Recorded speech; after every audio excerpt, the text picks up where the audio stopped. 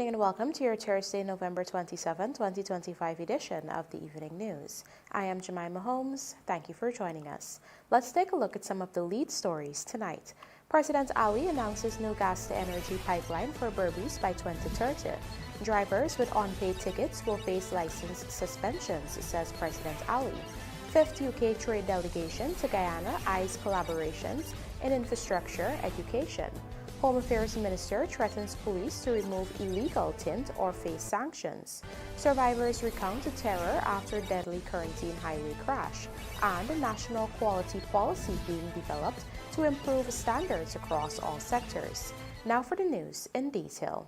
President Dr. Mohamed Irfan Ali on Wednesday evening announced that Guyana aims to have a second major gas pipeline ready by 2030 to support the country's industrial growth, particularly the significant development happening in BERBICE. Here are the details from Bisham Mohammed. During his address at a reception to welcome the United Kingdom's fifth trade mission, the president said the second pipeline is central to Guyana's long-term energy and manufacturing ambitions, while underscoring the scale of urgency of the project. Before the end of 2030, the second gas line must be brought to shore, and that will be linked to the deepwater port and the whole infrastructure that will be built out in BERBICE. And for that to happen, we will have to break every single record in the world. It will be the fastest actualization of a gas line of that magnitude from conceptualization to delivery, and we intend to break that record and make it happen.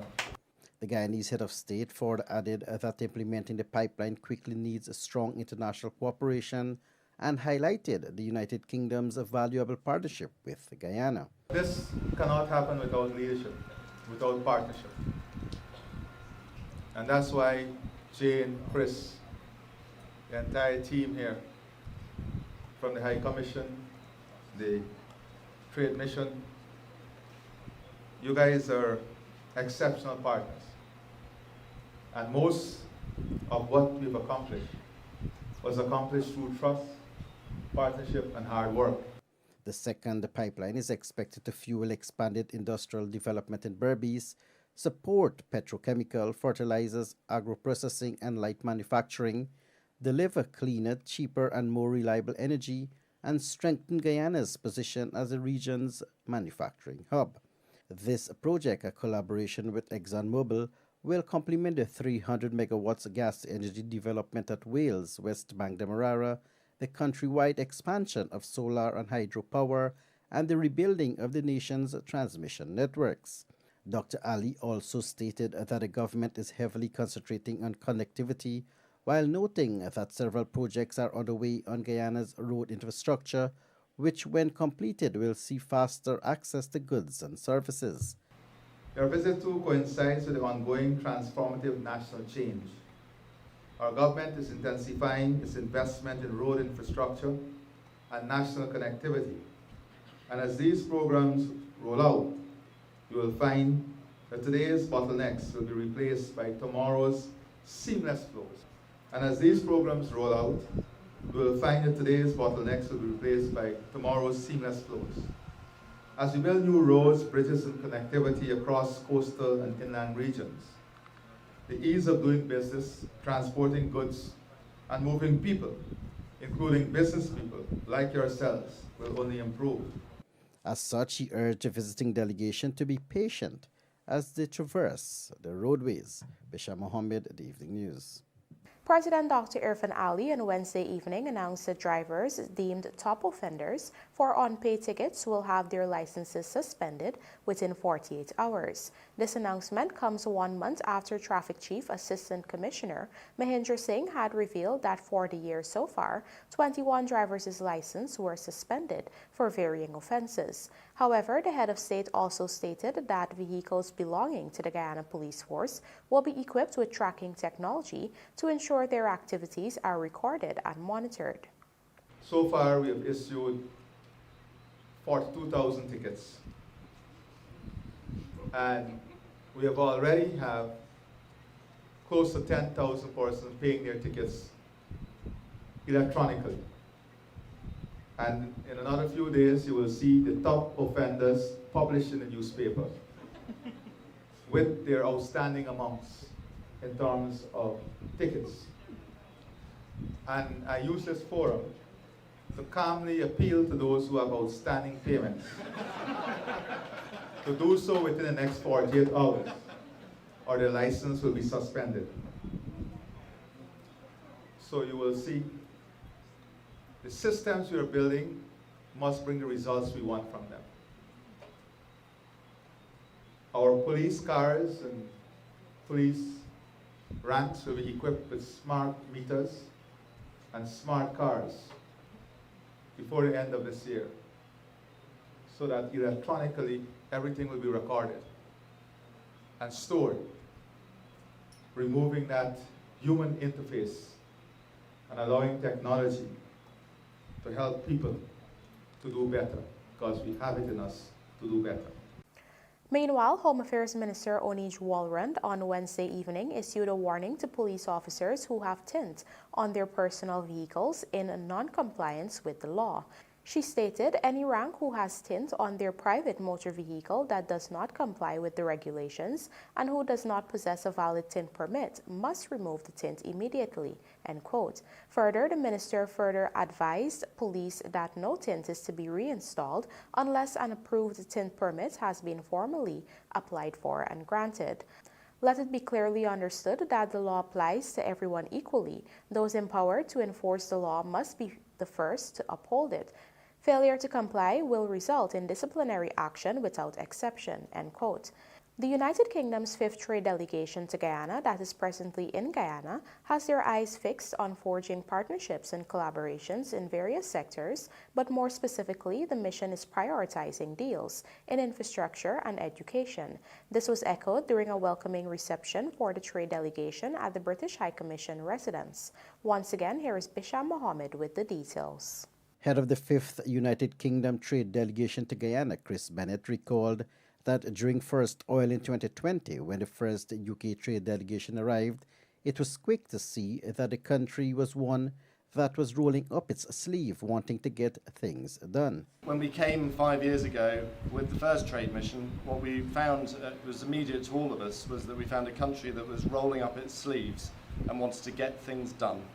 We saw from both the private sector and the government a vision for Guyana's future and a determined partnership to make that vision a reality. Because whilst oil revenues make things possible, it's a different thing making things actually happen, and that's what counts. Coming here on our 5th visit this year, the progress is really palpable. A new bridge over the Demerara, open. Major new highway, open. Thousands of kilometres of hinterland road, open. New hospitals open, 5 regional hospitals. New gas-to-shore pipeline complete. New shore base at Reed and Hoop opened.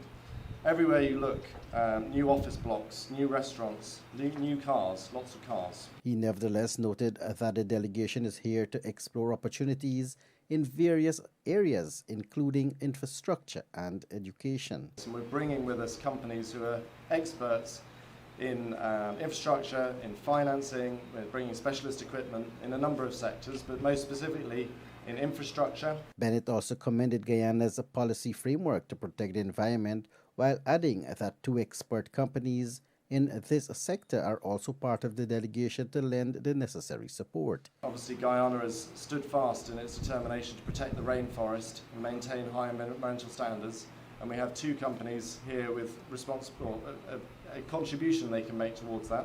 One with air emissions control technology, CORENTYNE, and another with maritime domain surveillance used for security, but also for monitoring and managing fish stocks and illegal fishing. Meanwhile, he expressed gratitude to his country partner for facilitating the seamless flow of goods and services between Guyana and the United Kingdom. I'd like to recognise and thank our country partner, Kestrel Shipping, who have offices here in Guyana, as well as in the UK and in Miami, and they've been instrumental in ensuring a seamless flow of goods and equipment in both directions between the UK and Guyana, with a direct shipping connection of 15 days now to the UK, alongside the BA air service in just over 10 hours. The UK and Guyana have never been closer. The United Kingdom trade delegation will be in Guyana between the period November 25 to 28, 2025, and will participate in a number of engagements with government and the private sector. Bishar Mohammed, The Evening News.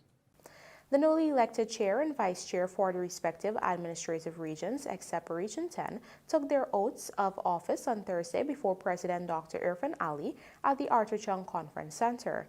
During his address to the officials, President Dr. Irfan Ali challenged them to put aside political differences to serve their people. Luanda McAllister has the details in this report. The elections campaign is over. The service to the people must continue. The competition has ended. Cooperation must now prevail. Today, let us turn the page on political rivalry and open a new chapter, one of unity of purpose, collaboration, and commitment to the common good. The people of Guyana have given you a mandate to build, not to divide, to deliver, not to stall progress, but to accelerate it. They expect development. They expect leadership.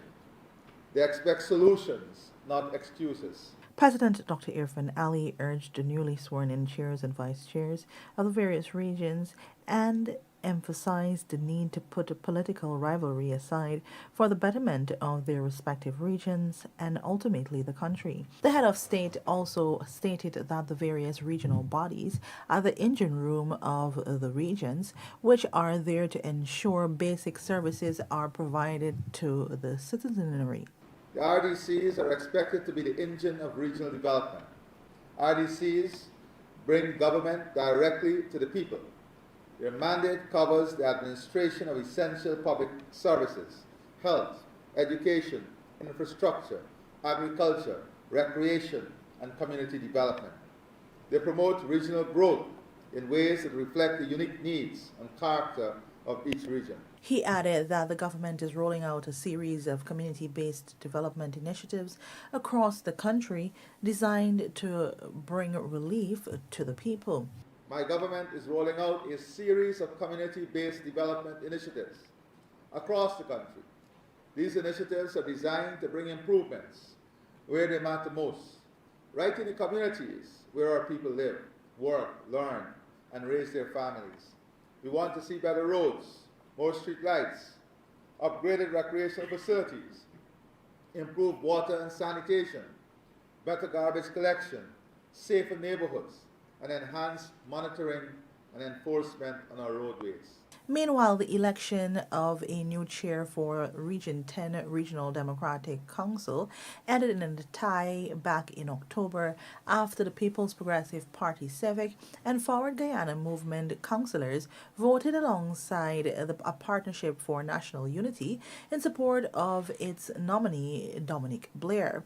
Blair, the AppNews candidate, secured 9 votes, the same number as Mark Gorin of the We Invest in Nationhood Party.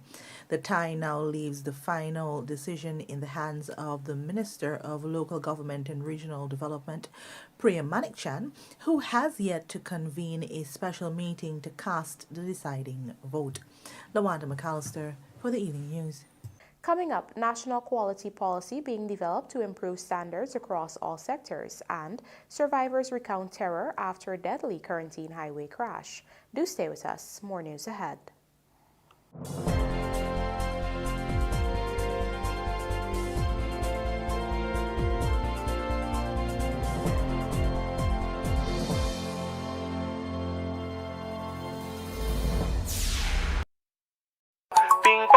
From Charles Chocolates, Bunks into flavor. Ping pong, everybody want some. Roasted peanuts is the true #1. Ping pong, you better get a handful. This chocolate is so incredible. What's the snack everybody craves for? Ping pong, bunks into flavor. Chocolate coated peanuts, delicious top class A+. Ping pong, from Charles Chocolates, Bunks into flavor. Looking to bring your dream home to reality? Or simply taking on a home improvement project? Then National Hardware Limited is where you should start. Let us put that touch to your home.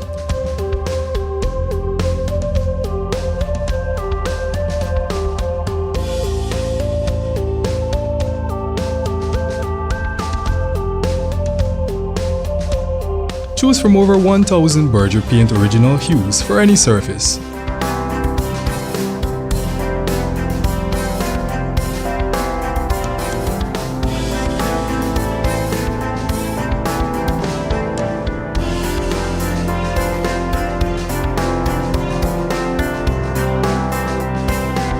We are known for our trusted brands such as Westinghouse, Philips, Sadco, Rubbermaid, Pyrex, Gibson Home, and so much more.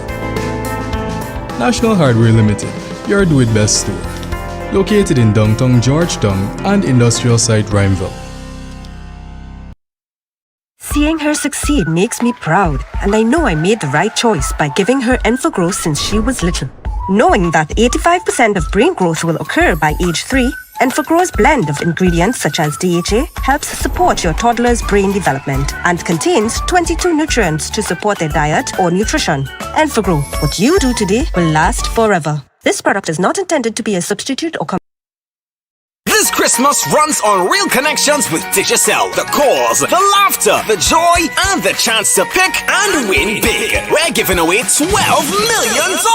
Yes, every week, one lucky Digicel customer gets a chance to win up to $2 million. 6 lucky winners in total. Here's how you get in. Top up with $1,000 or more, or pay your fiber or postpaid bill in full. The more you top up, the more chances you get. Stay connected this Christmas for your chance to win big. Digicel. Ping pong From Josh Chocolates. Bong Sinta flavor. Ping pong, everybody want some. Roasted peanuts is the true number one. Ping pong, you better get a handful. This chocolate is so incredible. What's the snack everybody craves for? Ping pong, bongs into flavor. Chocolate coated peanuts. Delicious, top class, A+. Ping pong, ping pong. From Josh Chocolates. Bongs into flavor. It's the most wonderful time of the year, and we're celebrating with big savings on smartphones, starting as low as $16,500 for the Samsung A06 and $26,500 for the Samsung A16 and $40,500 for the A26. But wait, there's more. Get 1 month free data with your new phone to keep you close to loved ones near and far. Offer available while stocks last. Visit a Digicel store today and unwrap the gift of real connections. Digicel. Seeing her succeed makes me proud, and I know I made the right choice by giving her Enfogrow since she was little. Knowing that 85% of brain growth will occur by age 3, Enfogrow's blend of ingredients such as DHA helps support your toddler's brain development and contains 22 nutrients to support their diet or nutrition. Enfogrow, what you do today will last forever. This product is not intended to be a substitute or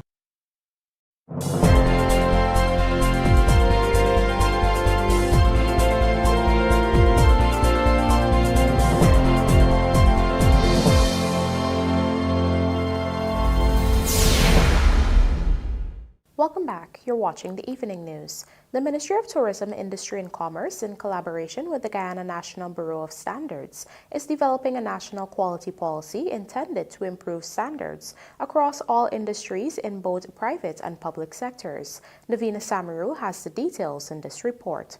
The Guyana National Bureau of Standards, GNBS, on Wednesday evening hosted its 5th edition of the National Quality Awards, where 35 awards were presented across various categories to recognize businesses and entrepreneurs for their commitment to standards and quality in Guyana.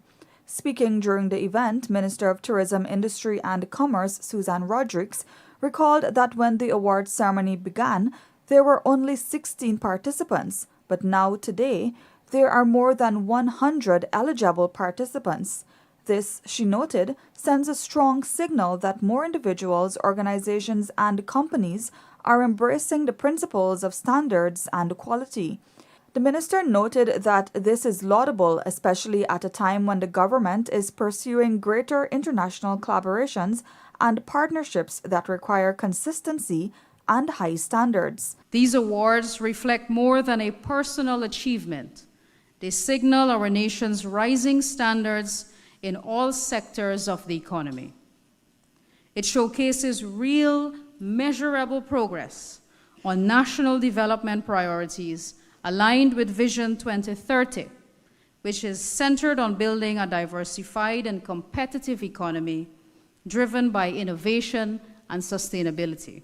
In this transformation, Minister Rodriguez emphasized that the national standards body plays a key role in supporting industry growth and building global competitiveness by developing and enforcing national standards, expanding metrology, certification, testing, and verification services.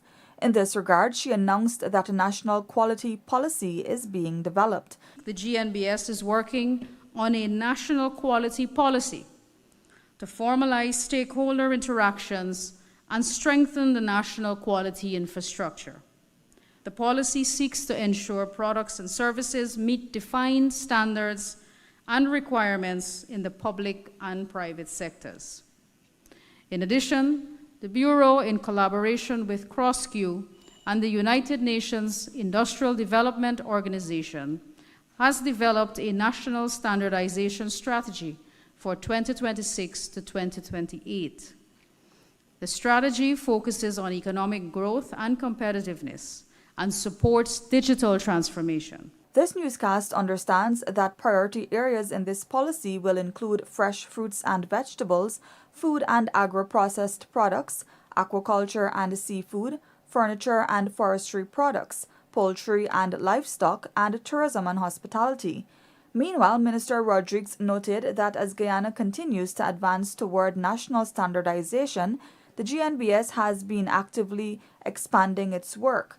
So far this year, it has developed and adopted 22 national standards for products such as salt, ice cream, and LPG. In fact, to date, it has established more than 600 standards, with an additional 11 awaiting necessary approvals. Meanwhile, Prime Minister Brigadier Retired Mark Phillips also delivered remarks at the event, where he underscored the important role of the government in creating an enabling environment for companies to thrive. A business can meet every internal standard, but still struggle if the external environment does not support expansion. For this reason, our government policy and business systems must develop in parallel. Reporting for the Evening News, Davina Samaru. Here is Davina Samaru once again, this time to report that the Ministry of Local Government and Regional Development is assuring that no vendors will be displaced as it begins works on a planned beautification project at the Stabroek Square in Georgetown. On Thursday morning, the Ministry of Local Government and Regional Development began works to upgrade the Stabroek Market Square. However, some vendors began to raise concerns about the works, expressing fears that they will be removed. However, Deputy Permanent Secretary at the Ministry, Dr. Josh Kanai, has assured that this will not be happening. This work that you're seeing ongoing here, it's not going to be something that's going to be permanent. These 5 boards are not going to be permanent. They're just here to help align for that alignment for that fence to be in place within the next couple of days. Right? So your assurance is that no vendor will be displaced? We don't want anyone to be displaced. Minister Manichan doesn't want anyone to be displaced, especially for this Christmas season. She fully understands that there are families to be fed and what these persons do, and she had put her foot down that these persons are not to be displaced. Whoever is causing this sort of uproar and telling the vendors that they have to move is just doing that out of pure mischief. He said the space will soon include benches, improved cleanliness, and a Christmas tree, all part of a plan to enhance the Stabroek Market area. The Ministry of Local Government and Regional Development also rejected allegations in some quarters that stakeholders were not consulted on the project. In a statement, the Priya Manikchand-led ministry reminded that there was a meeting at the Ministry of Housing where the Mayor of Georgetown, Alfred Mentor, and several city councillors were present, and a video presentation of the planned works was shown. The ministry said the plan was welcomed by the City Council. Additionally, the ministry said the plan was publicly presented to stakeholders during the launch of its Going Forward campaign a few weeks ago. Moreover, the ministry has assured that construction works will wrap up in 2 weeks' time. According to the ministry, and I quote, "At the end of this process will be a place where vendors, shoppers, and commuters alike will benefit, where families and children, tourists and artists can enjoy their shopping experience, and where more sales are likely to happen, toward an improved Stabroek Square." End quote. Reporting for the evening news, Davina Samaru. Let's now tell you that as part of ongoing security measures aimed at enhancing safety within the facility and preventing the circulation of prohibited items within prisons across the country, a 2-hour joint operation was conducted on Thursday at the Mazaruni Prison, Region 7. During the exercise, 66.6 grams of cannabis, 5 improvised weapons, 13 cigarette lighters, 10 cellular phones, 1 SIM card, 3 pairs of scissors, and 1 cellular phone battery were discovered. The exercise, which was spearheaded by the Guyana Prison Service, was conducted without any incidents. Nevertheless, an investigation has been launched to determine how the items entered the penitentiary. Survivors of last Friday's horrific Corentyne highway crash, which has left 18 injured and 2 dead, are recounting the terrifying moments leading up to the accident and the emotional trauma they continue to face. Tonight, our BERBICE correspondent Andrew Carmichael spoke with one of the injured teachers and the mother of a student who also survived. Here is that report. It has been 1 week since the devastating crash at number 63 Village on the Corentyne that claimed the lives of 16-year-old Judea Celine and schoolteacher 31-year-old Jerome Bernard. But for the survivors, the memories remain vivid and painful. Among them is 20-year-old teacher Jaden Hart, who is suffering from head and chest injuries. She is unable to walk without assistance. I hit my head, chest, and scars. I have one on my hand right now. That's most of it. Hart described the moments before the crash, recalling that students and teachers had just finished the school athletics meeting and were heading home. She was seated in the front passenger seat of the minibus and recalled the driver overtaking 2 cars at the same time. I remember my charger was keep falling down in front and it wasn't staying up, and I'm wondering why. So I bent down. I don't remember everything, but this is what I remember. And one of the persons who were conscious told me we were gearing up to overtake 2 vehicles. And while we were gearing up, someone chased 3 big cars in front of us. And I remember while I'm on the ground, the driver pulled the handbrakes and tried to swerve and take control of the bus, but it was too late. And we began to flip and flip. Like I could recall like 7 times. Everybody kept 7 times. And I passed through the front window, the front windshield, while others passed through different windows. She remembers regaining consciousness, but at the same time disoriented, but ran towards the injured students. Among them, she first checked was Celine. When I got conscious, when I started running to everybody, after I saw Jodia, didn't have no pulse, I remember him, I think he was still somewhat pinned down, and I kept screaming for help, and nobody was helping. They were just jumping us and videoing,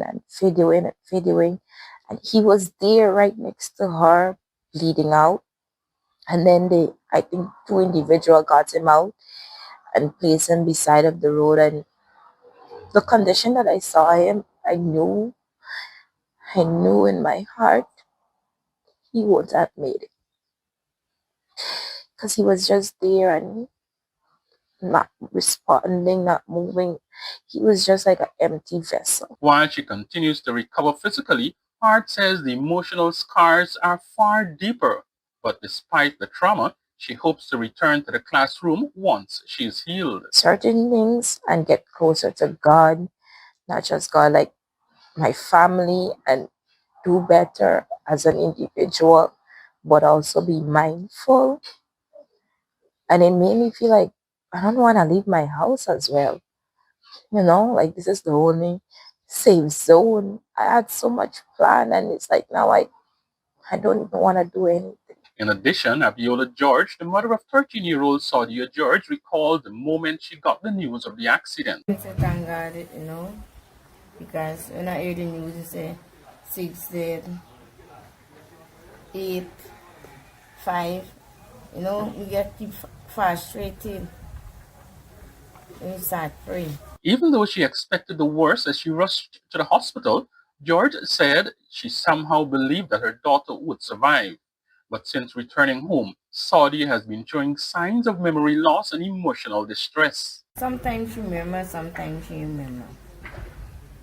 What sort of things she not remembering? Like if she put on, if she drink she juice or she get your money, she put it on, then she go ask me, Ma, where your money? She forget. So, I don't know. The shock feeling, you know. Both survivors, along with the community, continue to grapple with the trauma of the tragedy. As families mourn the two lives lost, others hold on to faith and hope that they navigate the difficult road to recovery. Andrew Carmichael, The Evening News. Meanwhile, residents and frequent commuters along the Quarantine Highway are again raising alarms over the increasing number of animals roaming freely on the roadway. Their concerns follow last Friday's tragic minibus crash at number 63 Village, which left 2 dead and several injured. Here is Andrew Carmichael once again with the details. From Adventure to number 62 Village on the Quarantine Highway has become one of the most dangerous stretches in the country due to the growing presence of animals on the roadway.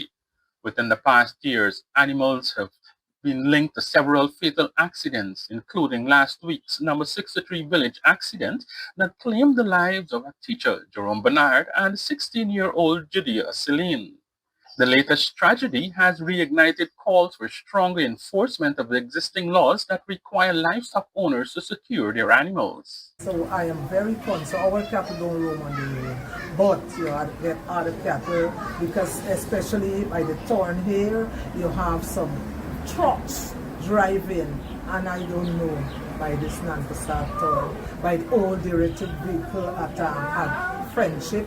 I think the government, the minister, whoever is responsible, they should get them off the road. Because if a cattle run across from behind the vehicle, it may happen like that. One of the survivors of the crash, Jaden Hart, was discharged from hospital only 3 days ago and related that the ordeal continues to haunt her, while adding that the sight of animals on the roadway now triggers panic and frightening flashbacks. True to what happened, I really feel like we need to put precautions in place to keep them off the roadway, because with what has transpired, a lot more could have passed because of said animals on the roadways.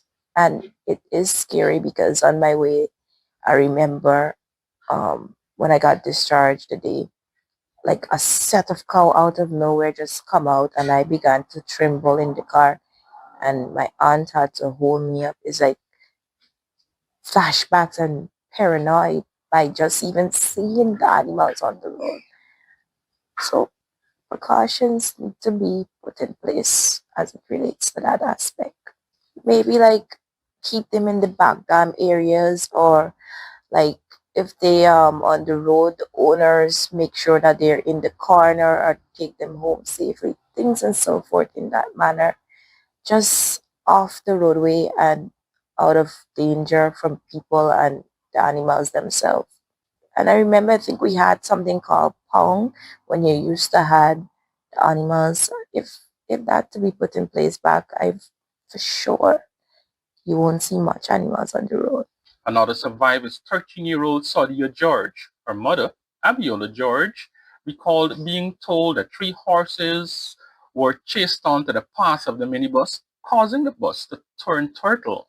She believed that the accident could have been avoided if the owners had properly secured their animals and if stronger penalties were enforced by the authorities. Well, I mean, we say the people who get them animals, they will take good care of them. Put them up and don't leave them out on the roadside. Carry them at the savannah. Because even was nothing like that never happened. If persons allow their animals to go on the road, what do you think should be done? Well, give them a high penalty. So they go keep them animal away from the road, because there's a lot of money they have to pay. So they ain't gonna get cars, so keep them on the roadside, because they ain't gonna study so they ain't gonna pay enough money, so they ain't gonna keep good care with them. Residents stated that the situation is especially dangerous at night When visibility is limited and animals often wander onto the roadway, they argue that unless livestock owners face serious consequences and enforcement becomes consistent, accidents will continue to occur, many of them fatal. Government officials have acknowledged the growing danger. During a press conference on Friday, President Dr. Irfan Ali said measures are being strengthened to manage stray animals more effectively, including building facilities to secure livestock and reduce roadway collisions. Andrew Carmichael, The Evening News. And now for a look at the bridge reports. The Berbice River Bridge is scheduled to be closed to vehicular traffic on Friday, November 28, 2025 at 9 hours 45 for a period of 1.5 hours. Wendy's closed two-day warm-up with strong performances ahead of Monday's test opener and Fruit Conquerors Cruise Pass Ansgrove in Women's League. These and more coming up in this evening's Sportcast, sponsored by MacCorp.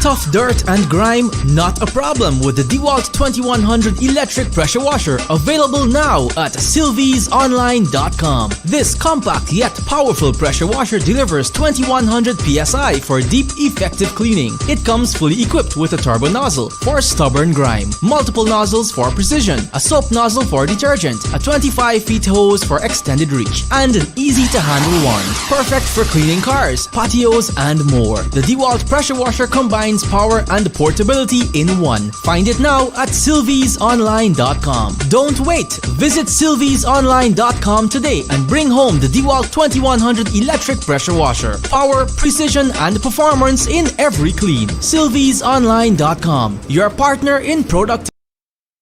It's the most wonderful time of the year, and we're celebrating with big savings on smartphones, starting as low as $16,500 for the Samsung A06 and $26,500 for the Samsung A16 and $40,500 for the A26. But wait, there's more. Get 1 month free data with your new phone to keep you close to loved ones near and far. Offer available while stocks last. Visit a Digicel store today and unwrap the gift of real connections. Digicel.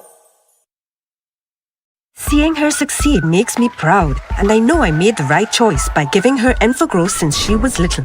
Knowing that 85% of brain growth will occur by age 3, Enfagraw's blend of ingredients such as DHA helps support your toddler's brain development and contains 22 nutrients to support their diet or nutrition. Enfagrow, what you do today will last forever. This product is not intended to be a substitute or Another one enjoying 7 years of peace of mind. Thanks to Supra by Lanco. Premium quality paint. Supra, the long-lasting color paint. Unbeatable value, backed by a 7-year warranty. The experts recommend Lanco.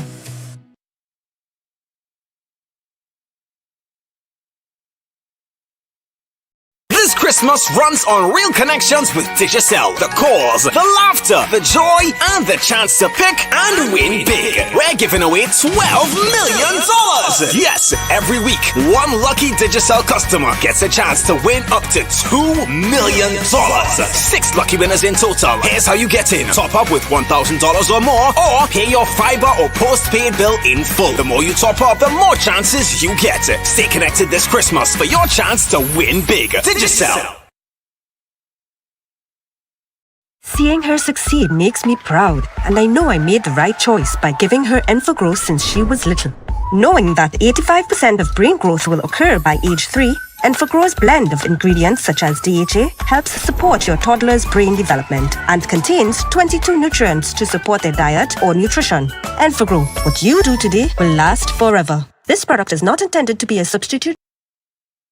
In today's tough driving conditions, every engine faces three powerful enemies: engine heat, pollutants, and frequent short trips.